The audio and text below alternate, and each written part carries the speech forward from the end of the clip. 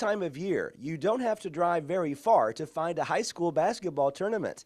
Here in Lafayette, the NeraWhite Christmas Tournament is one of the Mid-State's most successful, but it takes a lot of hard work to make it a success.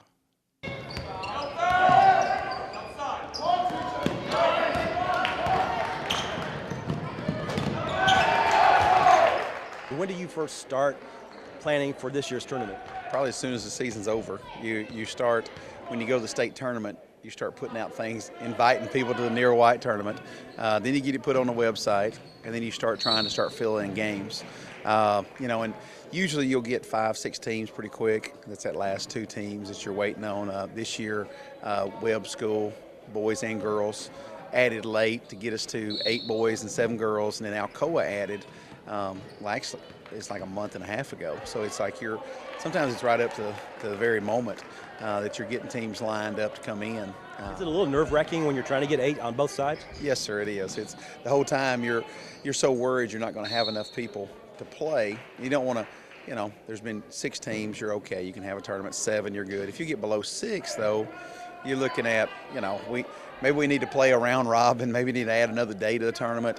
And it's a lot of time to put in and to get everything lined up to have a tournament. It's a tremendous amount of work. I just don't think people understand how much work goes involved into getting all these teams here, getting everything set up.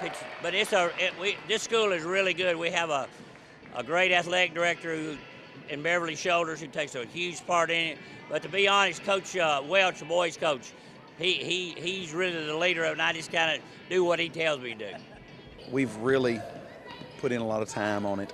And this year, of course, last 2 years we've had 8 boys and 8 girls, which is great. And getting the girls tournament back to make it where you got 16 teams. And then, you line up. We have a sponsor, Skeeter Kell Sporting Goods out of Missouri. They sponsor T-shirts for all the players, so you try to get everybody's shirt sizes and those things lined up, and then you got to get the shirts and get those handed out. That's what I did that last night, getting that lined up after we cleaned the floor to make sure it looked good and make sure the gym's lined up. And of course, it's such a long day. You don't have the same. Your clock keeper can't do 8 games.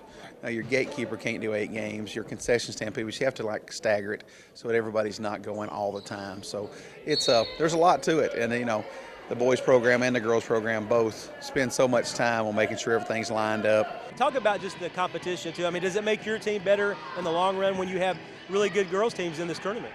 Yes, and I wish we even had better.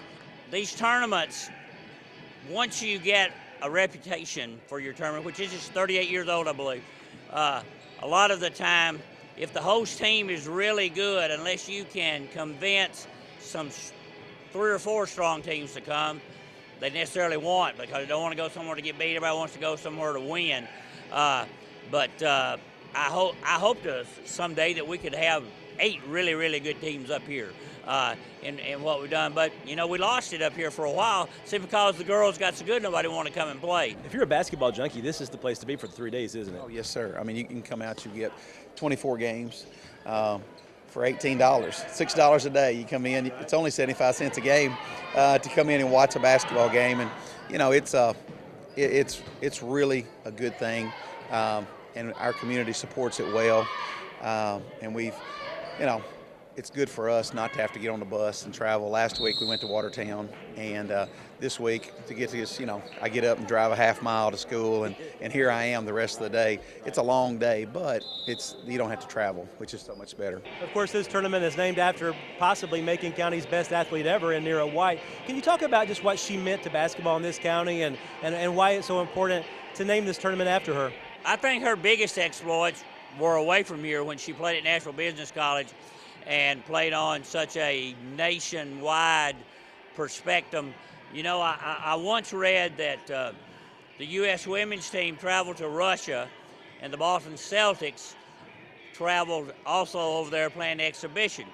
And on the way back home, my understanding, Red Auerbach, the legendary coach of the Celtics, sat with NeraWhite and told her she might be the only woman that he'd ever saw that could play in the NBA. So quite a testament, needless to say, to her talent. It certainly is. And when the last second ticks off the clock at this year's NeraWhite Christmas Tournament, it won't be long before Coach Welch and Coach White will both start trying to nail down 7 other boys and girls teams to participate in next year's tournament. Reporting from Lafayette, Barry Hyatt, NCTV.